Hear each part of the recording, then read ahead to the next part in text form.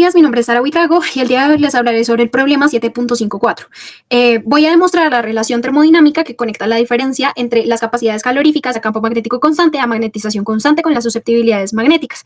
La expresión que queremos probar es la que pueden observar en pantalla. Además, vamos a usar esta expresión para probar la siguiente relación entre susceptibilidades y capacidades caloríficas. Vamos a partir entonces de las definiciones. CB es capacidad calorífica a campo magnético externo constante, C sub I, capacidad calorífica magnetización constante, X sub T, la susceptibilidad isotérmica, y X sub S, la susceptibilidad adiabática. Entonces, primero vamos a desarrollar la diferencia entre las capacidades caloríficas, tomando como referencia su definición base.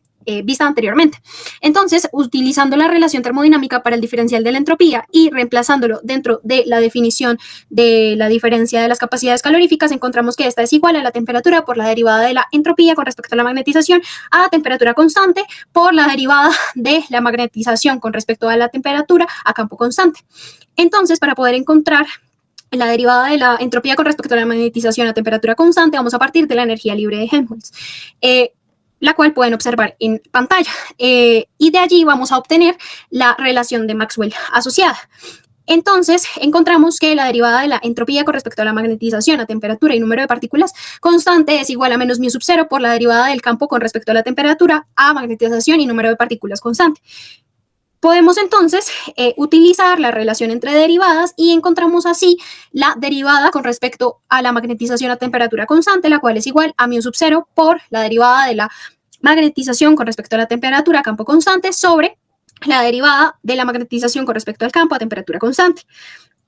De esta manera vamos a utilizar X sub T, la cual pudimos observar al inicio de la presentación, y vamos a encontrar, al reemplazar en la expresión anterior, que la derivada de la entropía con respecto a la magnetización a temperatura constante es igual a mu sub 0 al cuadrado sobre X sub T por la derivada de la magnetización con respecto a la temperatura a campo constante. Ahora vamos a reemplazar todo en la ecuación original. Esto nos da que la diferencia entre capacidades caloríficas es igual a mu sub 0 al cuadrado por T sobre X por la derivada de la magnetización con respecto a la temperatura a campo constante elevado al cuadrado.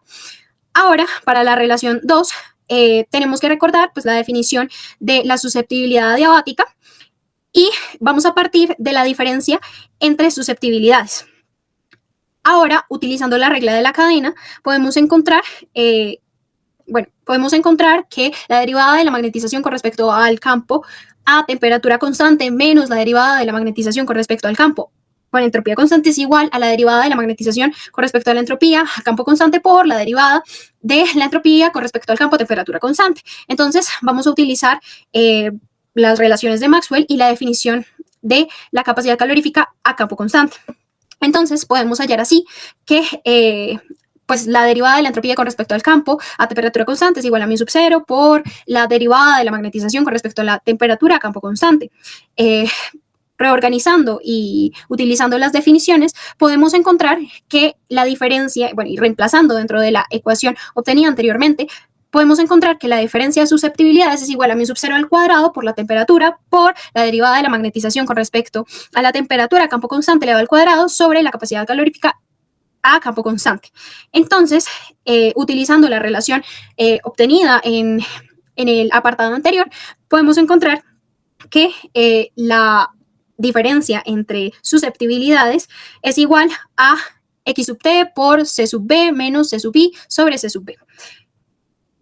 Y pues reacomodándolo y encontrando la forma correcta para poder mostrar lo que se nos pidió en el problema, encontramos que X sub T por C sub I sobre X sub S por C sub B es igual a menos 1. De esta manera podemos operar algebraicamente y podemos encontrar que C sub B sobre C sub I es igual a X sub T sobre X sub S. Entonces, con esto hemos demostrado rigurosamente dos funciones fundamentales en termodinámica. Para la primera relación, tenemos que la diferencia entre capacidades caloríficas depende del cuadrado de la derivada de la magnetización con respecto a la temperatura, y para la segunda relación, tenemos que esta diferencia se relaciona directamente con la razón entre susceptibilidades. Ambas expresiones pues, son fundamentales en la física de sistemas magnéticos y en la formulación general de la termodinámica de sistemas con variables externas. Muchas gracias por su atención.